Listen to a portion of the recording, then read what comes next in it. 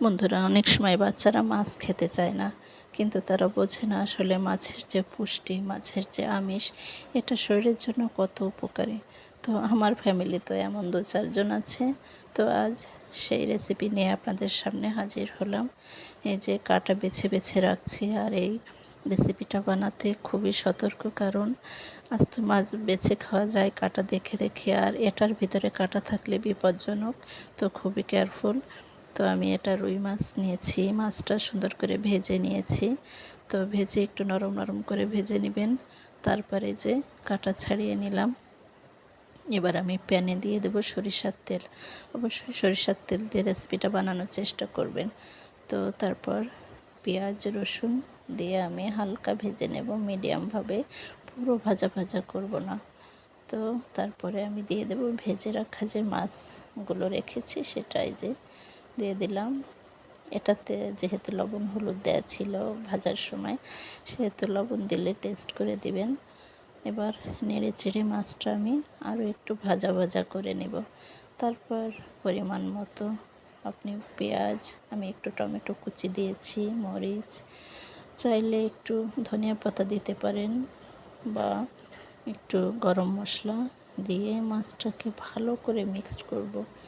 সুন্দর করে ভাজা ভাজা করব, একটু লো আঁচে একটু সময় নিয়ে ভাজতে হবে। আর এই রেসিপিটা যদি থাকে, ছোটরা কেন, বড়োরাও একেবারে চেটে পুটে খাবে, আর কিছুই লাগবে না। যেমন টেস্টি তেমন স্বাস্থ্যকরও বটে, কারণ এই রেসিপিটা রান্না করতে বেশি মশলা লাগে না। তার জন্য বলছি স্বাস্থ্যকর। মশলাযুক্ত খাবার অস্বাস্থ্যকর, আমরা সবাই জানি। তো এটা শুধু পেঁয়াজ রসুন মরিচ দিলেই হয়ে যাবে, অল্প তেল। আর আমি যে বেরেস্তাটা করে রেখেছি, এটা আমার ফ্রিজে সব সময় থাকে। বিভিন্ন রেসিপিতে আমি ব্যবহার করি বেরেস্তা। তো এই যে বেরেস্তাটা দিয়ে দেবো আমি সবার শেষে, তাতে করে স্বাদটা আরও বেড়ে যাবে। তো এই যে হয়ে গিয়েছে একেবারেই। এবার উল্টে পাল্টে নামানোর পালা। আর আমি দিয়ে দেব ম্যাগি টেস্টি মশলা। এটা অপশনাল, আপনারা চাইলে দিতে পারেন, নাইলে না। আর দিয়ে দিচ্ছি একটু গরম মশলা। ধনিয়া পাতা দিলে গরম মশলা দেওয়ার প্রয়োজন হয় না। তো এই ছিল আজকের রুই মাছের দো পেঁয়াজা। কেমন লাগলো অবশ্যই জানাবেন, আর শেয়ার করে অন্যকে দেখার সুযোগ করে দিবেন। আপনি যদি নতুন হন, অবশ্যই সাবস্ক্রাইব করবেন, এতে করে নতুন যে কোনো ভিডিও আপনার কাছে পৌঁছে যাবে। তো হয়ে গিয়েছে আমার রুই মাছের দো পেঁয়াজা। কেমন লাগলো? এই যে এটা ছিল আজ বাচ্চাদের জন্য দুপুরের রান্না, অর্থাৎ মাছের যে রেসিপিটা, ওরা খেতে চায় না মাছ, তো ওদের জন্য চালাকি করে আজ এই রান্নাটা করলাম।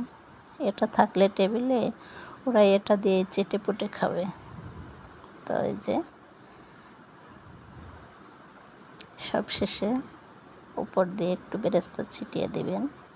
বেরেস্তায় আমরা জানি স্বাদ এবং স্মেল দুটোই বাড়ায়।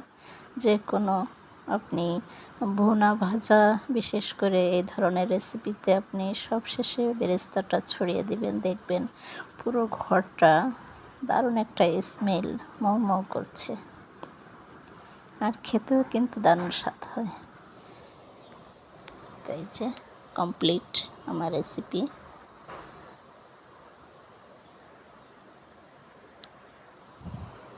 বাচ্চাদের সাথে একটু চালাকি করে অনেক সময় চলতে হয়, সব পুষ্টি ওদের দেওয়ার জন্য।